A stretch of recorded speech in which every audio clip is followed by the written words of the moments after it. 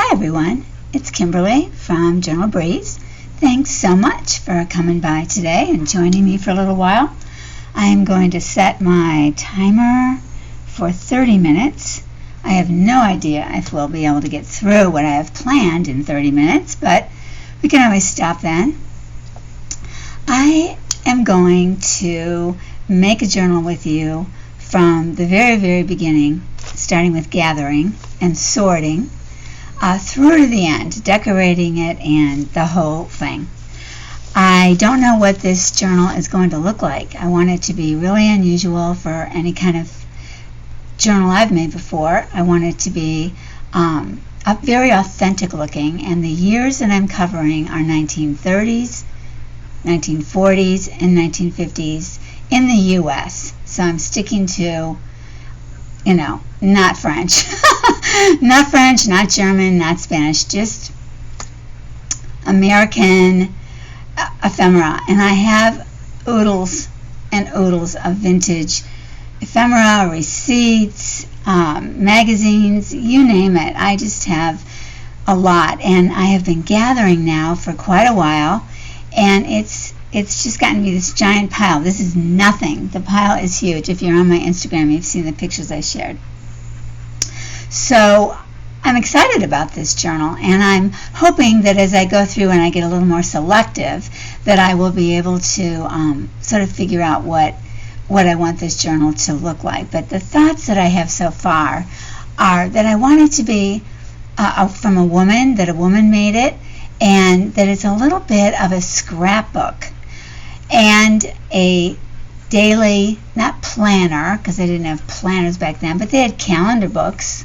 They kept track of things. So I wanted to sort of be that she had this book, put stuff in it, put favorite pictures in it, things that weren't related to the daily events, things that came in the mail to her, that she came across, and then she thought someday she'd put them, she'd put them somewhere else. We all know how that is. So that's what I want it to look like. I want to do a lot of attaching these items to the book. I don't want it to be a bunch of ephemera piled up with the paperclip on the side. I want things to be attached, scattered around. I just love how digitals look like when they're that way, and I love looking at other people's scrapbooks that are that way. So that's where I think I'm going with it. And I actually woke up early this morning, which, I laid there for quite a while, and I started thinking about what I wanted this book to look like. So super early, I actually got up and came up to my studio to put aside what I thought might be the perfect paper to work with. And so what I saw was this old scrapbook that I had and the photo corners. And I just have a ton of photos that I want to put in this, because I think photos are really big in that decade of 30 years. And so, they still are, but actual black and white photos were, people had them everywhere. So I want to, I'm not going to put them in this book, I don't think. That's not my intention, because it's really big. But I'm going to take this paper out and then use it. This is an old, I'd say I don't know how old it is, but it's last century for sure. And so the paper's pretty nice and thick, but flexible. And I love the color, the patina. And my intention is to, as I say, glue things on it. So I also want to use like cardboard, old cardboard, and other old papers. And my intention is to glue items down as a background and then put other stuff on top. Not every page. Some pages will be more plain. And then I also have some beautiful digitals that reflect what the wallpaper, what the furnishing fabrics would look like from everlasting journals. Christy asked me some time ago. She's been very patient earlier this spring, and it's just now that I've been able to get ready to do it. It's kind of a big undertaking because of so much stuff that I have, but also I have a little clearing in my calendar. So Christy said, pick whatever you want off of my Etsy store, Everlasting Journals. Excuse me. So I did, and at the time that she asked me if I'd like to collaborate with her on something, I wasn't thinking particularly of this journal. It was already gathering together for me, but I wasn't thinking this era when I was looking at her shop. But lo and behold, she has 3 or 4 kits that are phenomenal for these decades, just phenomenal. So they're kit 11, which is the black and white photos, kit 25, which is the 1950s, kit 37, which is the 1940s, and kit 41, which is the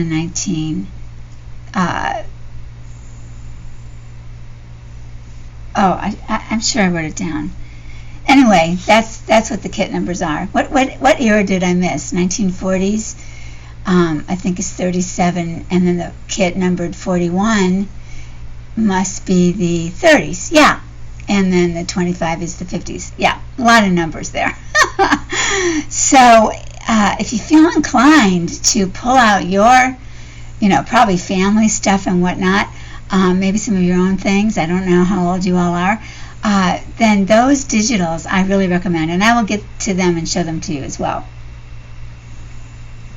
And I'm not going to put them in a book and have them be page to page. I'm going to rip them apart and glue them on this paper and other papers, and then build up on some with some of these old newspaper things. Again, it's just sort of formulating in my mind, and I'm really not sure exactly what it is I'm going to do. I feel like I yell because I'm not talking to a person. I'm talking to this, screen. And so I am going to try to talk quieter. I think it's strained my voice because I just seem to have gathered a voice that is a little more hoarse than it's ever been. And so, since I've been doing YouTube, and I think it's because I talk loudly, feeling like you guys are far away. And I also do that in my work where I'm virtually working, and I feel like that person is so far away compared to, when I would see them face to face. So I am going to begin to speak quieter, and you're probably all clapping because I've probably caused you all to have to turn your sound down, and I apologize for that. But I'm realizing that that's what I've been doing. So I'm going to talk softer. I hope it's not too soft, and we'll go forward from there. All right. So what I'm going to do, I've gathered boxes about this pretty good size. They hold an 8.5 by 11 sheet of paper perfectly, and I have 3 of them here. They're from Chewy, where I get my dog and cat stuff. And I am going to have one, of course, for each decade. And I'm going to toss the things into those boxes. So let me set them up somehow. Okay, so that's... Alright, so I need to do 50s, 30s, and 40s. Okay. So let's just go. This, I think, is primarily full of 50s. So let's just start with the loose, and then I'll go there. So, and let me just say also, I'm not saying that I'm 100% accurate on the era that I'm putting them in. Not at all. If it says on there what it is, then I'm going to go with that. But my sense is that I can put them in one of these 3 boxes. I have a sense, and so please don't. If you disagree with me, understand that I'm not saying it's a given. I'm just saying this is what my feeling is. Like this woman, I think she's older, like before 1930s for sure. I'd say 1920s probably, or even the teens. But I like this, and I'm going to put her in the 30s box. This might even be 40s, come to think of it. So there you go. I mean, right off the bat, I'm having to make it up as I go along. I think this might be 40s with that very narrow silhouette. So either 20s or 40s. So I think I can put it in the in the 40s box, since I'm not doing 20s. Or my other thought was, since I'm using a woman who's been living for a while to even have this kind of a book, I could assume that this was from an earlier era and she had liked it, and so she put it in her in her book. So I think I'm going to put it in the 1930s box, because it might have been 1920s with that fur and everything. I kind of think it was. And so this to me is what I'm going to cut out and then put on a background, like glue it down. So 1920s is, or 1930s is there. And then this to me was like 1950s. She's just got that contemporary look to her. She's out of a magazine. These are patterns from companies that I haven't heard of very much. Ann Adams. And they went to a Mrs. Denise in New Rochelle, New York. Oh, that makes me think of Dick Van Dyke Show, because they lived in New Rochelle. Oh, 1960, 1958. So we'll do that. And 1960 we won't. I'll hold that off. And then this one's not dated. Oh, that's weird. Fashion Service. Same lady, though. Let's see. Let's see if this one's dated. No. Well, I don't need too many of a pattern. So, and this one isn't dated either. Love this cover, though. So I'm going to put this in my 50s pack. Yeah. So, these are the... Let's see if it's got the book. It's got the pattern. It's a really nice paper. It's not your typical... here I am talking loud again. It's not the typical... Oh, yeah, it is. This is the kind of paper that would show instructions. This is for an apron. Oh, I love that. So I'll probably put this apron paper. Like, I could see covering an entire background with the apron paper. Not fussy cut, just laying it down however it lays on the page. Just something, to reflect that era.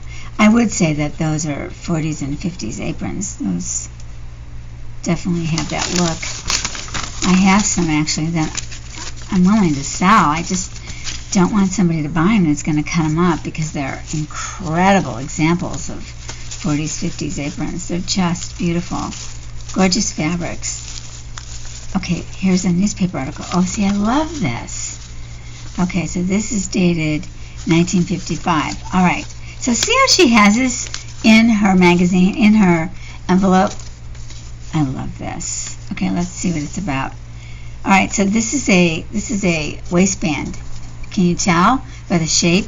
She's written the top and then the pattern number on here. And looks like a little dog. And this looks like a sports thing.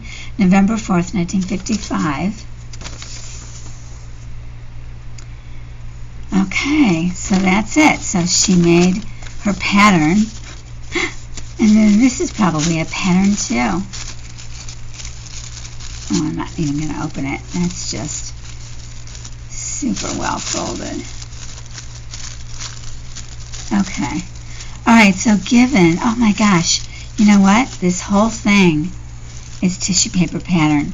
So she went to her friend's house, or her mom's house, and she traced all of those pattern pieces that came in the original pattern, because none of it is in here.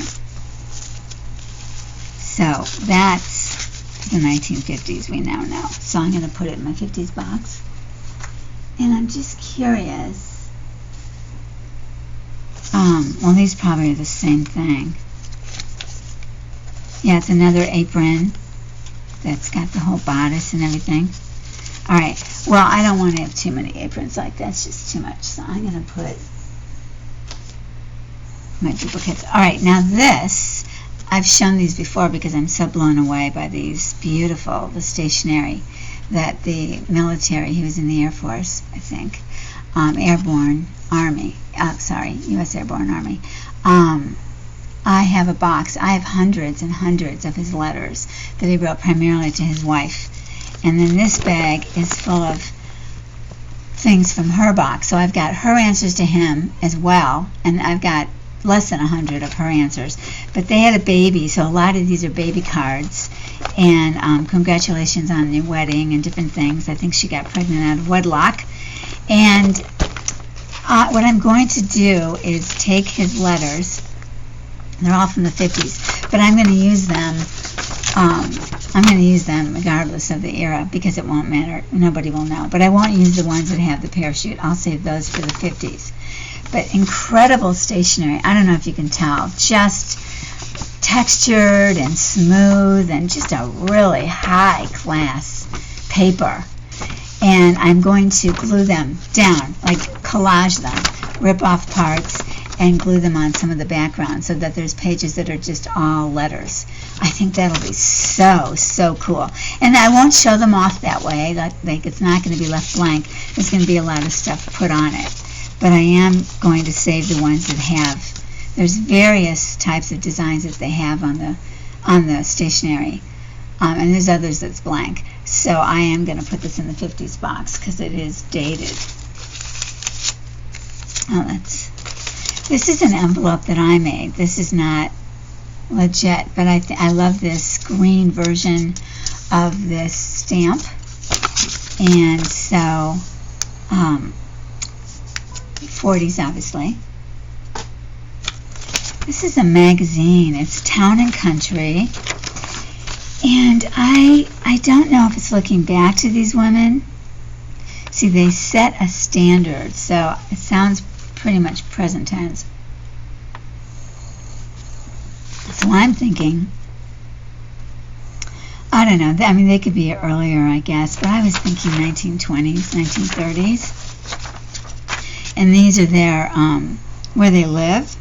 And I just think cutting these out, or maybe leaving it as it is, it depends, could just be really a beautiful addition. You know, again, maybe in the background as a collaged page. So I'm going to put this in the 20s category.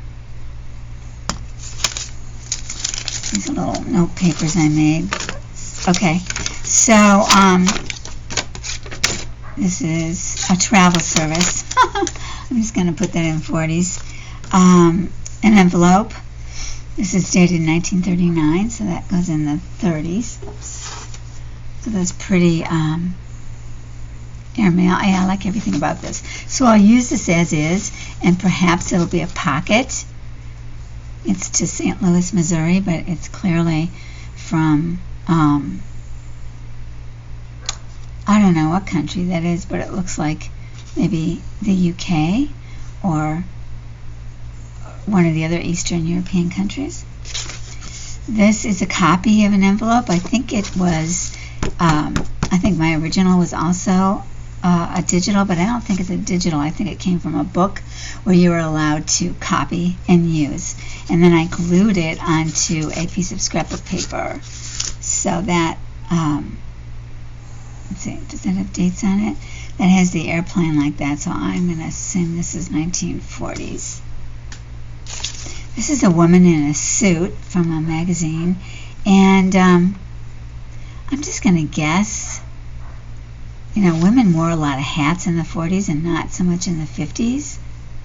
I mean, as it moved, you know, 50s is a 10-year span, so obviously it didn't just stop at the end of the 40s, but I don't know, I just get the feeling that this is around that time of the, you know, the 40s, maybe moving into the early 50s, so I'm going to put it in the 40s box.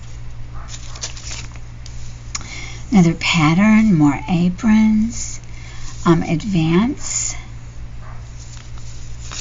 Let's see what this looks like. Oh, look, isn't that cute? Okay, so these are the real pattern pieces with all the designs on them. So again, I love the old aprons. I just think they're fun. You don't ever see them anymore, and so I don't know. I might make this into a flip. I might have this cover a page. I don't know. But see if we can get a year on here. Let's see. Is there a year on here? Oh, these are 50s. What am I saying? Oh, I don't know. Do you think they're 40s? If you guys know if these very short, very cocktail-looking, yeah, I think it's 50s. I really do. I think it's post-war, and when people were living in the burbs and had parties. I'm sure it's 50s. But if you think otherwise and you think they dressed like that in the 40s, let me know. So these are tin types that I made recently. I made them with aluminum tin cans, and then I aged them with distress and with alcohol inks and with stamps. So to me, even though they wouldn't have tin types in the 1930s at all, and I think she's probably 1920s, but again, this lady could have a picture from her own wedding sitting in her book, right? So I'm going to put it in my 30s box, and then this is I'm not going to put this one in, but it's a mill girl, so is the 1880s, Lowell, Massachusetts, in my opinion. And these are our girls that are playing with a toy car, and I would say they're 20s with those bobs. This is a guy that could be 30s. This is a girl that could be 30s. During the Depression, that was the big Depression. This is a man. I don't know, did men wear collars like that in the 30s? I kind of don't think so. And this woman, definitely 30s, definitely Depression looking.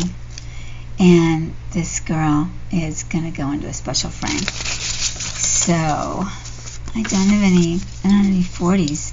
But then again, they didn't have tin types back then. So we'll see. We'll see what I do. This is a piece of old ledger. So this could be in any box. I'm going to put it in 30s. These are notebooks when they had stenographers, so I'm going to put that in the 40s. Actually, I could divide that up. I'll put some in the 30s, some in the 40s. Okay, so these are more patterns. I think, oh, these are the ones I'm keeping? Yeah, because I want that. Oh, no, okay, so that's duplicate. Yeah, okay, so I've got enough of these. This is 60s.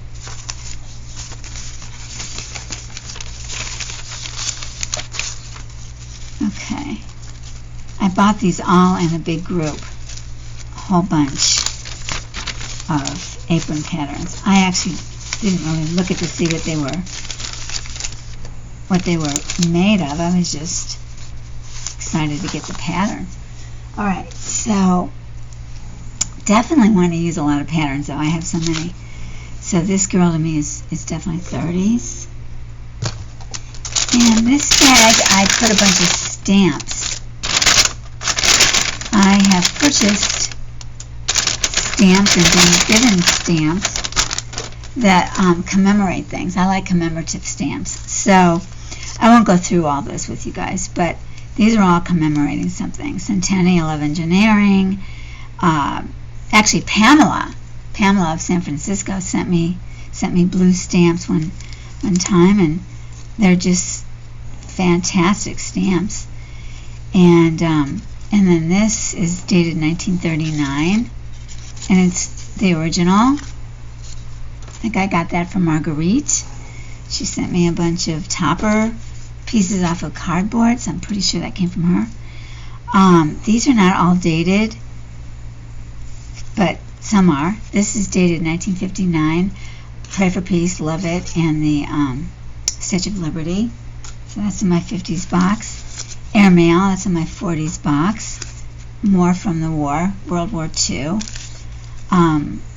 This is dated 1959.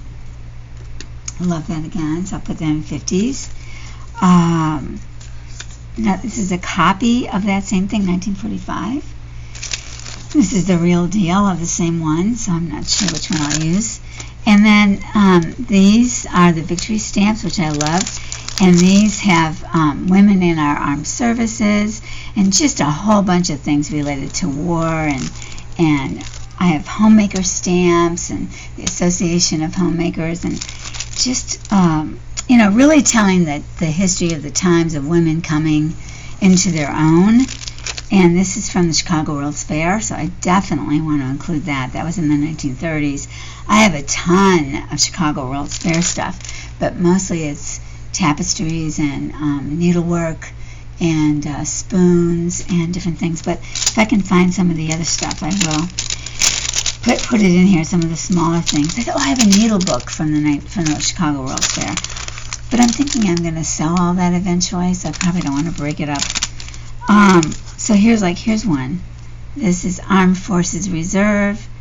So I like that. So yeah, so these are all, I'm just going to put these back in this paper bag until I actually divide them up.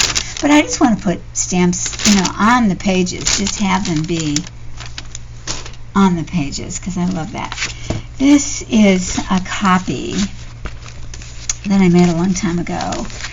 And I just love this, California for Cotton Planter. So I think I'm going to cut this out and glue it down on a page. I live in an area where there used to be cotton groves around me, east of me, because I'm at the ocean, but they have you could stop along the road and get cotton balls. That's like so hard for me to believe. They're no longer there, needless to say, but I just love this. I love the color because it's very, very 40s, very 30s. And then I'm so into textiles that the reference to cotton is meaningful. So I am going to put that in my 30s box, and also this picture of the cotton fields. That's exactly what they look like by my house. And then this talks about this is from September 1924, a pamphlet, but they're going to go into my 30s decade. Look at this. I mean, this is what it was like back then and in the Depression. It's not a very pretty picture, but I just love it. Here's more.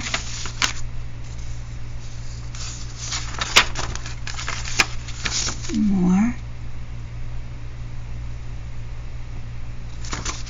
I wish these were better pictures. Looking at them now, they're not very good. Not a very good copy. I don't know if I have the original.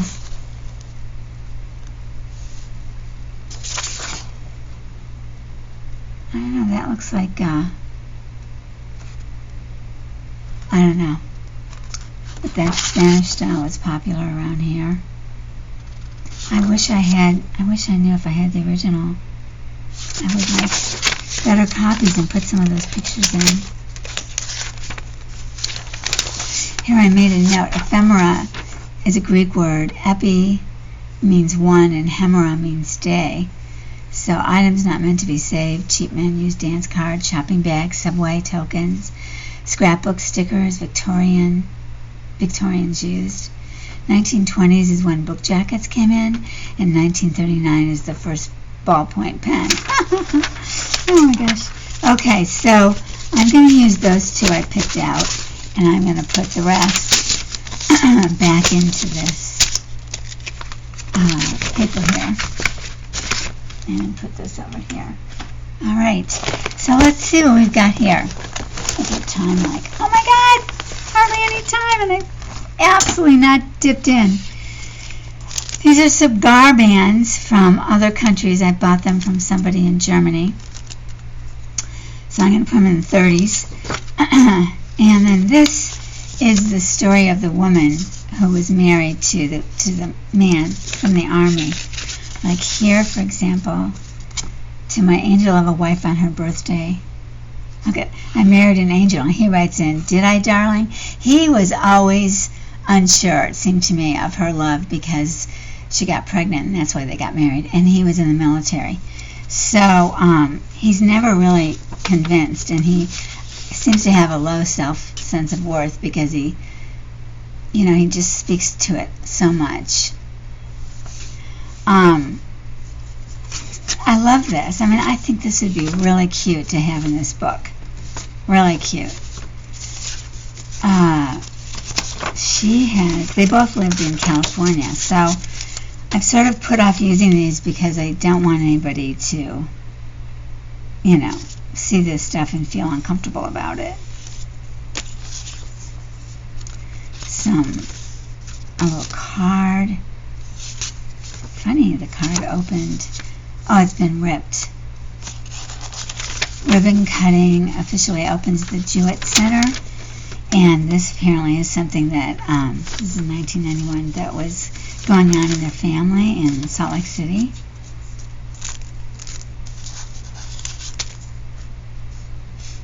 I don't know what does that. More of the grand opening for the Jewett Center, but these are too new. So I was more interested.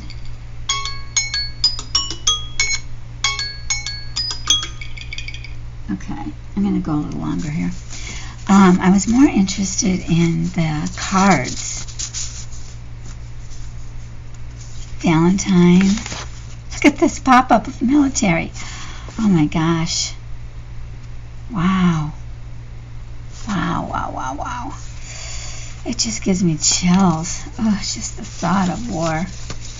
I'm going to put this in the 40s, even though it might be 50s. I know we were in war in Korea, and that was the war he was in, but I want to have stuff from the 40s for that, for World War II.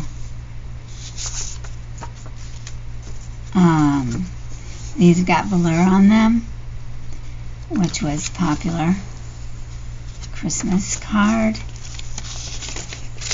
So, you get my drift. So what I'm going to do, since these are originally, oh my gosh, look at that. So it's embossed. Can you see that? Oh my gosh, I don't think. There you go. Can you see? Can you see that it's embossed? I don't think you can. So, Merry Christmas from Victorville, California. That's a couple hours east of me, hour and a half. Nicky Boy must be the baby. Yeah. I don't know. It's like I have sort of a weird feeling going into people's past like this. It's a mixed bag. On the one hand, I love it. On the other hand, it freaks me out a little bit. Like, I want to use this. I like this. I love this. This will be a corner envelope. Love, love, love. Okay, so I don't know if you guys love this part, but those I decide to use, you'll see again if you stick with me as we begin to make these. So I'm just going to put all of these back in here and then move on to another section. Maybe for today, I'll show you the, wow, there's a lot in here. Letters, newspapers. Oh, these might all be the Jewett Center. No? No? Okay, there's a lot. There is a lot. So I'm going to put this like this. Oh, this also came from Germany. Although that looks Dutch. So maybe somebody can tell me, do you think that's German or Dutch? Waxine, Tholicht, that sounds German. Yeah, I'd love to know if it's German or Dutch. It's a cigarette card, I think, of fish.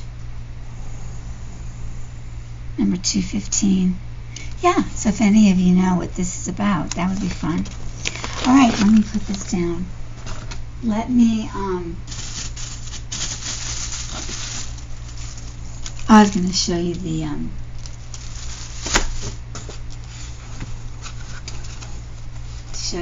wonderful digitals. I'm also going to use some digital photographs. So these are the wonderful digitals from Everlasting Journals. And what really, really, really took me in was this set of pictures. Look at these adorable children with animals. Oh my God. Would this not, I mean, I'm picturing the woman who's going to have owned this book that I'm making to be, older, like a grandmother. And I think these would be identical, exactly the kind of pictures she would want to have, either her grandchildren or saved from her own children. But this woman is dressed like the 40s to me. Maybe, oh, that hat kind of looks younger. So 30s, 40s. So I'm going to just find a wonderful way to frame these, or maybe I'll glue some of these down. Just love them. And then Christy put them on cute backgrounds. Each page is a different background, and there's little things in the background, but they also each have a strip of some wonderful print. Usually it reminds me of a wallpaper. So nothing goes to waste on these pages. Look at that little boy, tiny, trying to pick up this little dog who's gripping for dear life, gripping onto this kid as he falls over, and he's near a curb, so he's leaning on the curb because the dog's too heavy, obviously. Oh my God, and then they dress up the cat to push the baby, and then the little girl and the horse. I think we all have pictures like that if we got to be on horses when we were young. And then this woman with her rooster. I mean, are those two more unlikely things? Oh my gosh, I just love it. So anyway, it's going to go in my 40s box, and I can move it forward and backward. And then this is another example of her digitals, in that there's these wonderful metal buttons and this wonderful doily. This could be 40s or 50s. Swan I probably won't use, but this woman, she's obviously in another country, I think. She looks like she's in a palace somewhere. But this little girl is just as cute as can be, and she's got a pixie cut. So her little dress with the mutton sleeves. So it's an early picture, so I'm going to put it in the 30s. And then this would be the 1930s. These, the 30s were a Depression time, right? And what were popular back then were bright colors, pretty much, how should I say it? I don't want to make it sound bad in any way, but innocent. That's how I'll call it.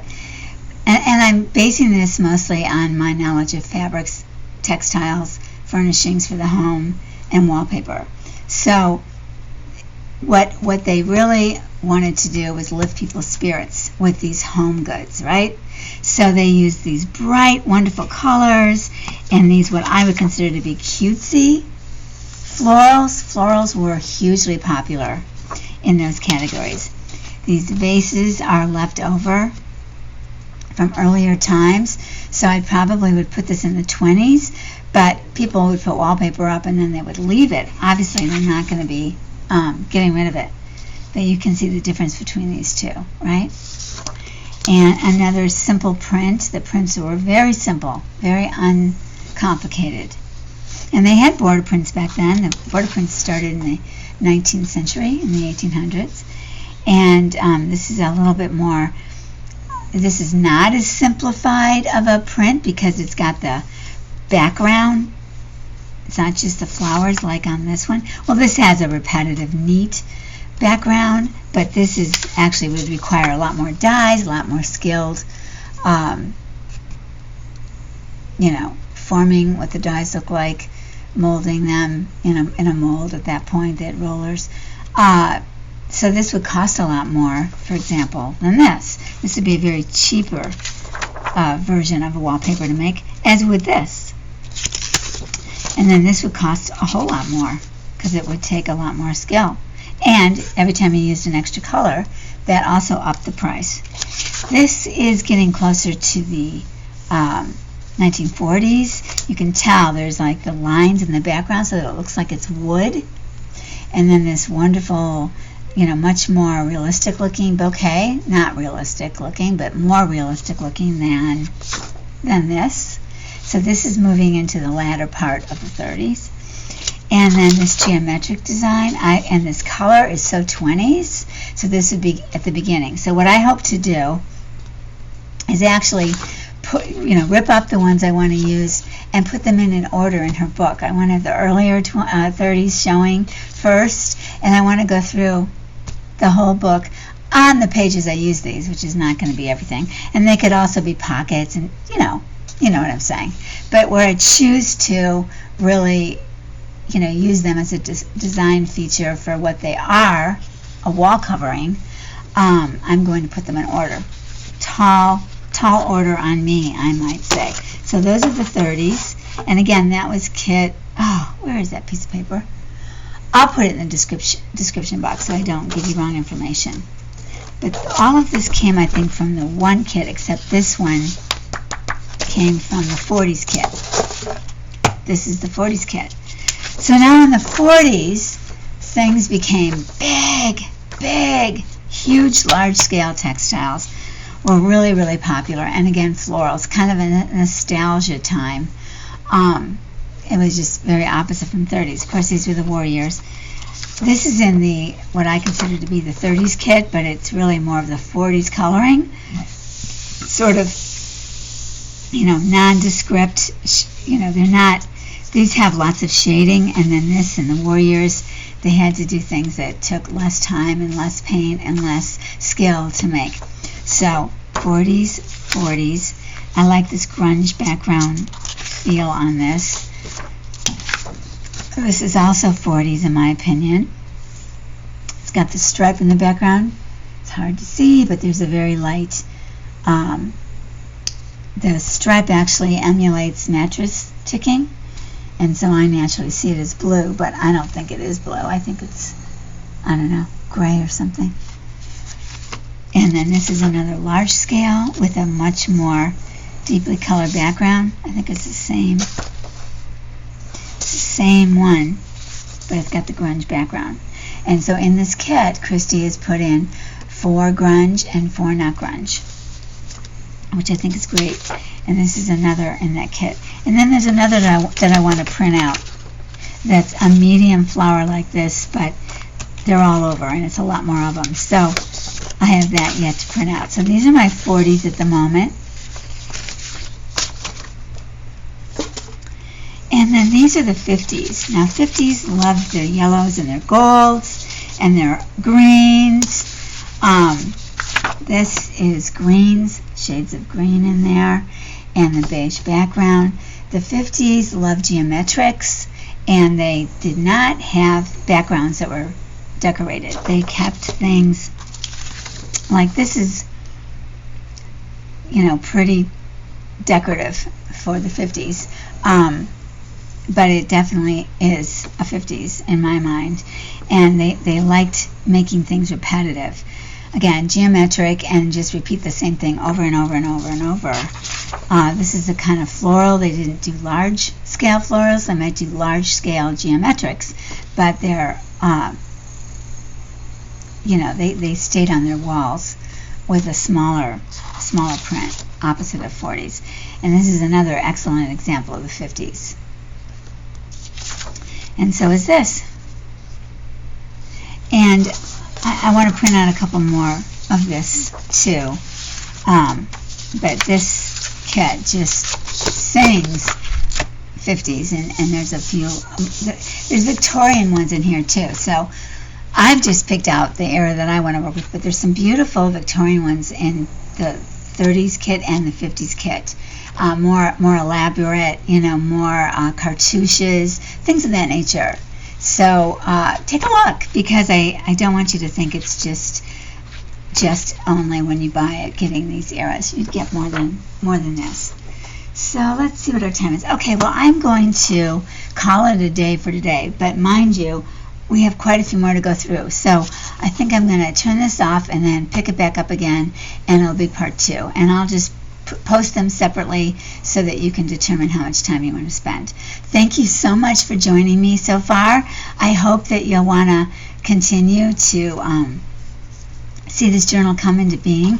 I'll work on it somewhat from home or from off camera as well, but I want to do some ephemera on here and just sort of build some ideas, and I'd love to hear what you think back. If you see something that you think needs to be commented on, comment. If there's something you think I should have that I'm missing, tell me what it is. Let's definitely collaborate on this. And that's it for now. So I'll see you soon, guys. Bye-bye.